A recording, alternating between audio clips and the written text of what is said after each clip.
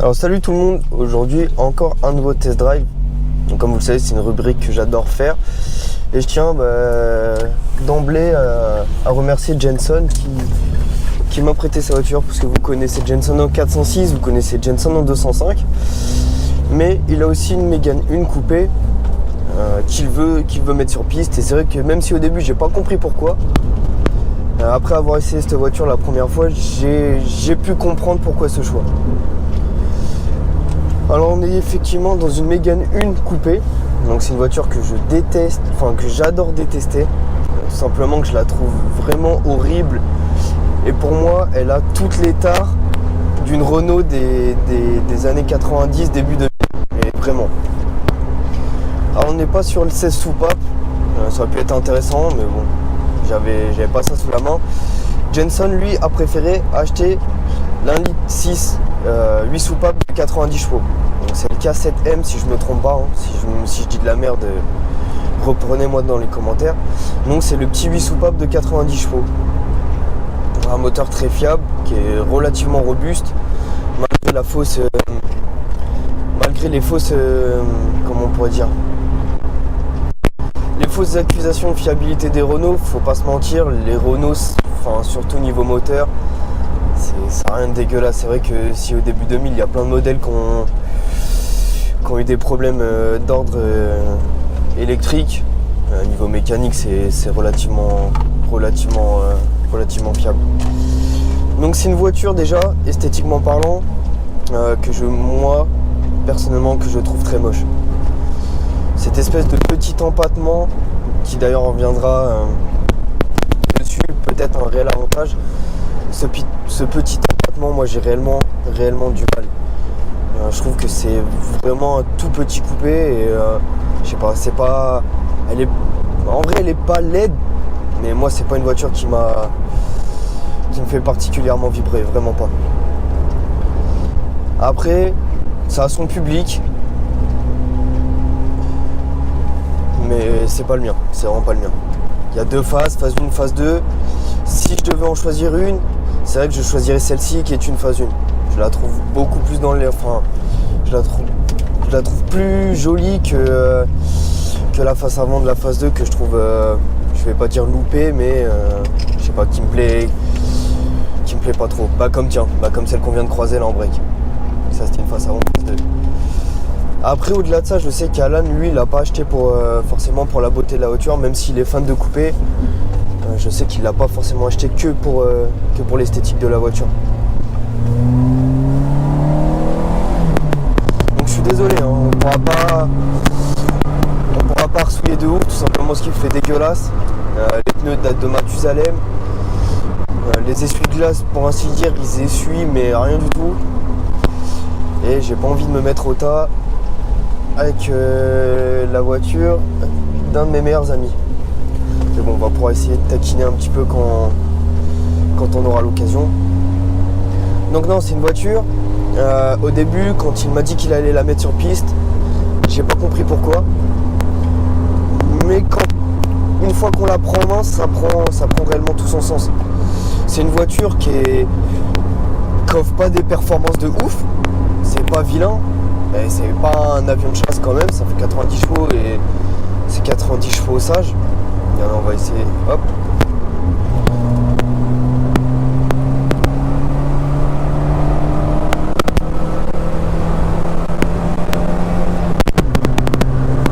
Donc c'est pas vilain, c'est pas HRB. Bon, on voit que c'est 90 chevaux, pas plus. C'est 90 chevaux un peu flemmard, c'est pas un moteur qui est de conception très sportive, bien qu'il accepte d'être maltraité. C'est pas un moteur qui a été fait pour la perf. Donc du coup j'ai tout de suite compris son choix. Et à partir du moment où on la prend en main, et en fait c'est vrai que j'avais beaucoup d'a priori sur cette voiture. Et en fait globalement même si ça avance pas des masses, c'est une très bonne voiture. Peut-être pas esthétiquement, ça on aime. Perso, moi d'intérieur, je trouve ça vraiment vilain. Je sais pas vous, mais moi je trouve ça moche. Je trouve c'est typique d'une Renault ou même d'une française de ces années-là. C'est du plastique dur, c'est pas beau, c'est mal fini. Mais c'est Encore une fois, c'est pas ce que Alan recherchait et c'est malheureusement dans l'air du temps et il n'y a pas mieux.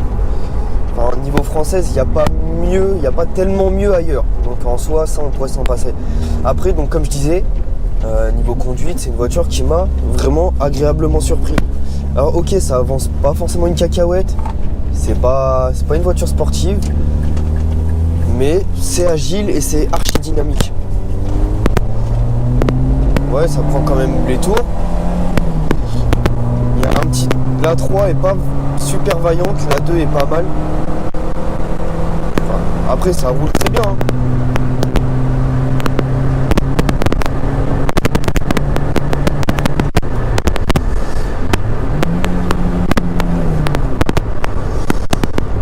Donc, ouais, j'ai compris parce que c'est une auto qui est archi amusante. Vraiment. Alors ok, comme je le répète, on a un moteur de ouf, mais le châssis, encore une fois, Renault c'est pas décevant niveau châssis et celle-ci le montre très bien. Le petit empattement, comme je le disais, en fait rend la voiture juste hyper agile. La voiture est super directrice, ça bouge dans les virages, c'est super sympa, c'est archi efficace. Et pour les aficionados du comportement des GTI des années 90, qui aime bien le cul qui déleste, c'est une voiture, bon aussi les pneus ils y sont pour beaucoup, on va pas se mentir, mais c'est une voiture qui a ce petit côté survireur. Donc ça peut être dangereux pour les gens qui ne sont pas habitués et qui ne sont pas des fous du volant, mais pour ceux qui cherchent de la perf et de l'amusement en tout cas, du moins plus de l'amusement que de la perf, et franchement c'est une voiture qui est super marrante à conduire. Je l'avais conduit avant cet essai, je l'avais conduit peut-être une petite vingtaine de minutes aussi. Et franchement, je suis revenu, j'ai dit à Jenson, franchement cette voiture c'est vraiment marrant de ouf. Et je comprends pourquoi tu l'as acheté.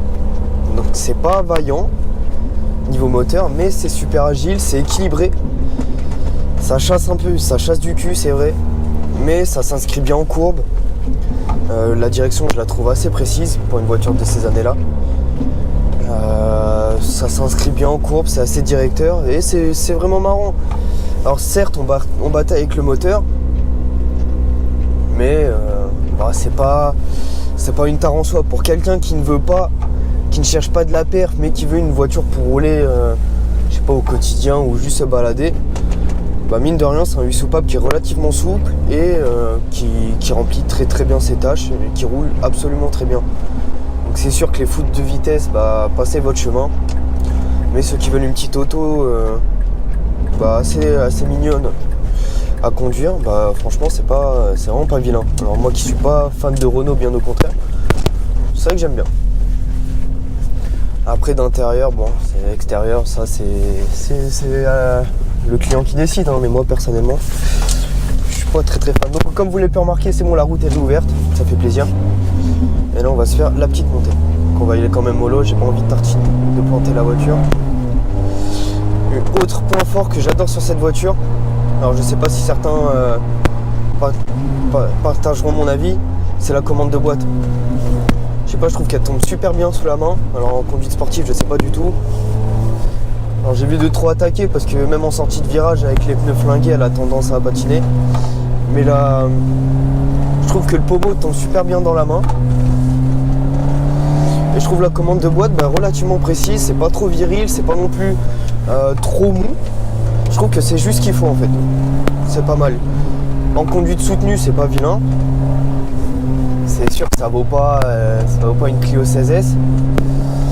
Mais on n'est pas non plus sur un truc où on est dans une Aygo où c'est vraiment, ça peut être dégueulasse ou quoi que ce soit. Donc là non, ça tombe vraiment bien.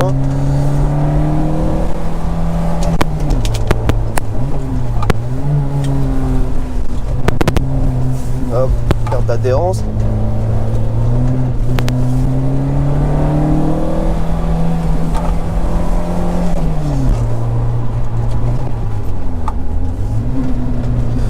Comme vous le voyez, c'est pas la folie, mais ça roule, ça se défend bien.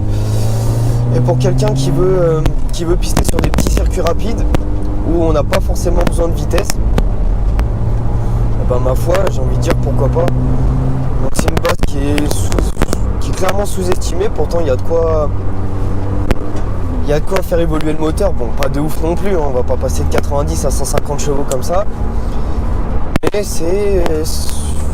peut y avoir 2-3 améliorations bien pensées, notamment au niveau du châssis pour le rendre moins bateau, le faire prendre moins de roulis, peut-être libérer le moteur et jouer sur la suspension, le freinage. Et on a une voiture qui pourrait sortir du cadre des classiques 106, Saxo et autres voitures pour faire de la piste, quoi. Donc le choix d'Alan au début m'a vraiment étonné. Puis plus je conduis cette voiture, plus je me dis en fait pourquoi pas, pour quelqu'un qui cherche une voiture à petit budget, pour se faire plaisir, qui peut être dynamique, puis qu'on n'a pas forcément peur de bousiller non plus sans devoir payer un bras en réparation, ou qui peut être en guillemets une voiture jetable au cas où on la casse.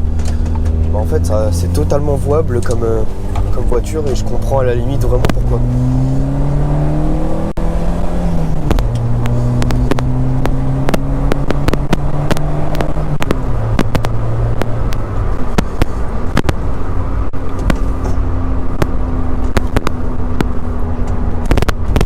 Des prix, c'est hyper accessible comme je le disais.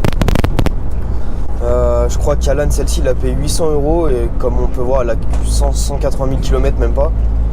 Et c'est des voitures qui ne cotent pas et qui ne coteront probablement pas, et auquel cas les modèles qui sont cherchés, c'est le c'est soupape. Celui-là, c'est pas une voiture qui se monnaie très cher et qu'on trouve globalement dans des états. On en trouve vraiment dans des beaux états. Il y en a qui sont quand même saccagés, on va pas se mentir. Mais il y en a qui sont quand même en bel état. Celle-ci, pour le prix, il n'y a pas à se plaindre. De carrosserie, elle est un peu ramassée. Mais après, c'est de la carrosserie. Pour une voiture qui va finir sur piste, c'est un peu le dernier des soucis, quoi. Donc non, moi je suis vraiment content de présenter une voiture comme ça. C'est des voitures qu'on croise beaucoup quand même, c'est pas rare d'en voir une, mais c'est le genre de voiture qu'on connaît sans connaître en fait. On la connaît parce qu'on la voit souvent, on sait pas vraiment ce que ça donne, on sait pas vraiment la puissance que ça a, on sait pas trop comment ça se conduit. Et en fait c'est une voiture qui, bien qu'elle sera jamais une reine de beauté ou que ce sera jamais la voiture de sport par excellence, pour quelqu'un qui veut encore une fois une voiture dynamique, je dis pas performante, je dis dynamique dans le sens où on prend du plaisir à la conduire en conduite soutenue. Bon là malheureusement à cause de la pluie j'ai pas pu vous faire une très grosse démonstration, si ce n'est accélérer en ligne droite comme un mec lambda. Là c'est une voiture qui, voilà, pour vous dire, pour les pneus, voilà, c'était pas une blague. Donc ouais, c'est une voiture qui mérite peut-être d'être plus reconnue, peut-être pas plus reconnue parce qu'en soi les gens la connaissent, mais de s'y pencher pour ceux qui encore une fois je le dis veulent faire soit des balades un peu soutenues, veulent une voiture plaisir mais n'ont pas forcément un budget de ouf, ou tout simplement ceux qui veulent faire 2-3 sessions piste et qui veulent voir autre chose que 106, Saxo, Civic. Bah, j'ai envie de dire franchement ça peut être une alternative qui est pas vilaine, et j'ai envie de dire je suis même curieux, bon là pour le moment je suis pas 100% convaincu, mais je suis même curieux de voir ce que Alan peut faire en termes d'upgrade, que ce soit châssis, moteur, pour rendre la voiture un tantinet plus performante. Donc je sais qu'il partira jamais à outrance à faire une prépa 4 papes ou quoi que ce soit, mais j'ai envie de voir déjà en tant que passager parce que des bonnes suspensions, des bons pneus et je sais pas, une ligne, une admission peuvent faire, et à mon avis c'est le genre de voiture avec un bon coup de volant qui serait pas en fait qui serait vraiment pas ridicule quoi. Donc je suis désolé encore une fois pour la météo, j'ai vraiment pas choisi. Malheureusement des test drive, vivant en France, si je dois en faire que par temps de soleil, j'en fais peut-être 3 dans l'année, parce que je vais pas en faire que sur la période de juin ou août. Mais bon, le but de ces vidéos là c'est de faire un ressenti global et pas forcément tartiner comme un gogol. mais de montrer l'ensemble de la voiture. Donc dernier petit point que j'ai pas abordé, puisque c'était pas dans ma ligne script entre guillemets, bah, c'est le confort. Et c'est pour les gens qui sont grands, bah déjà c'est pas un problème parce que le siège on peut le reculer vachement loin. Alan est grand, il a pas de problème. Moins que dans la GTI déjà, bon plus que dans le 406 coupé. C'est une voiture qui a une bonne habitabilité malgré sa petite taille.